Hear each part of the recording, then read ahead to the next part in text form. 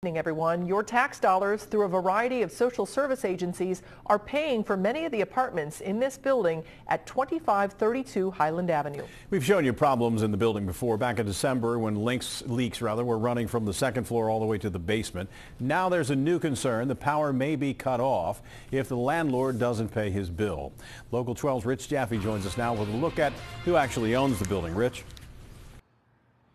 Rob, on December 15th and again on the 24th, building inspectors took a hard look at this place and they wrote a long list of orders for things that needed to be fixed here.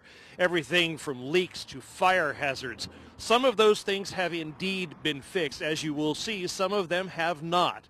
The owner of the building, Terrance Sebastian, was supposed to meet with the building inspector on Monday, but Mr. Sebastian didn't show up. And right up there at the top. Gary Jesswein says he's been asking the owner of his building to fix the leak in his bathroom for 5 months. Today we showed him the notice from Duke Energy that says if his landlord doesn't pay an outstanding bill of almost $2,700, the power is going to be cut off February 5th. What's going through your mind? He's a slumlord. And the landlord is just a slumlord. He doesn't care. He just wants to make money and let the property just go to hell. Some of the orders on the building include things like fixing the fire hazard ceiling in the basement. Where an apartment floor has been replaced, it's being held up by unsecured 4x4s. We also found a chirping smoke detector in need of a battery and a carbon monoxide detector that was also clearly not working. The building is owned by Terrance Sebastian under TBC Enterprises. While we were in the basement, his nephew, Tamiko Hawkins, showed up with his uncle on the cell phone. Sebastian said he'd gotten calls from tenants saying we were blocking the driveway.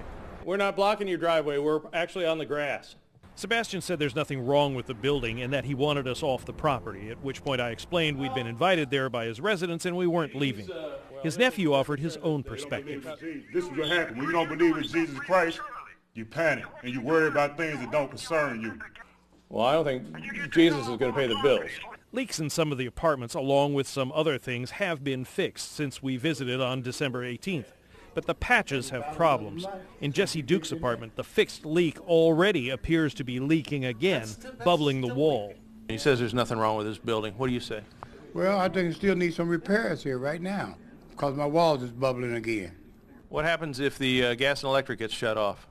I ain't got no way to pay it. Now, according to the Hamilton County Auditor, Terrance Sebastian only bought this building in March of 2013. And as you can see, it is already for sale, which may speak to one of the reasons why Sebastian may not be interested in putting a lot of money into this property. And when I asked Mr. Sebastian about that, he told me that I should stay out of his business. His business, however, TBC, has a variety of other issues as well. When I looked into it, it turns out that he also owns 3 other properties around the city, and all 4 of those properties are currently under orders from either building inspectors or the health department to fix a long list of problems in those properties. In Corryville, Rich Jaffe, Local 12 News. Rob?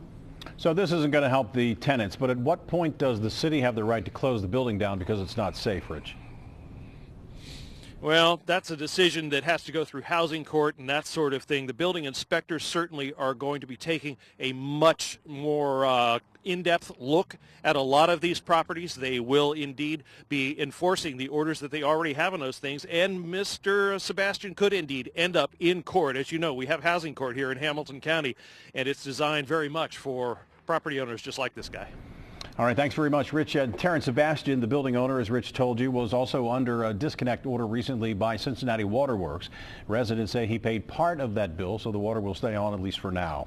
Sebastian says neither the water nor power will be shut off.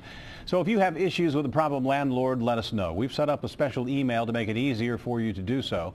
You can send us a message at whoownsIt, all one word, at local12.com.